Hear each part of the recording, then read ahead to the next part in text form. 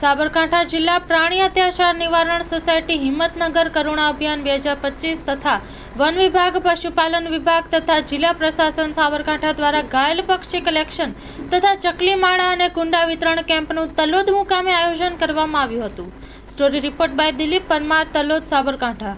સાબરકાંઠા જિલ્લા પ્રાણી અત્યાચાર નિવારણ સોસાયટી દ્વારા તલોદ શહેર ખાતે છેલ્લા 2016થી અત્યાર સુધી દર ઉત્તરાયણે ઘાયલ પક્ષીઓ માટેના કેમ્પ તેમજ ચકલીમાળા અને ચાટ અને કુંડાનું વિતરણ માટેનો કેમ્પ કરીએ છીએ, જેમાં તલોદના નગરશ્રેષ્ઠીઓ તેમજ તલોદ જીવદયા પરિવારના સહકારથી આ યજ્ઞ 2016થી સતત ચાલુ છે.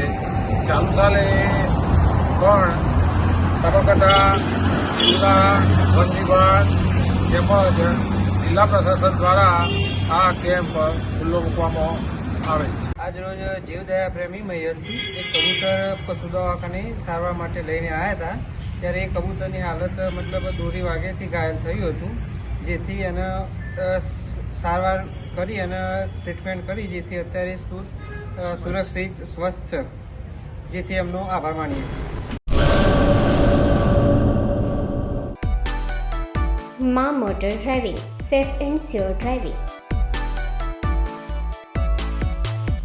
ડ્રાઇવિંગ એ શોખ સાથે આપની મોટી જવાબદારી પણ છે.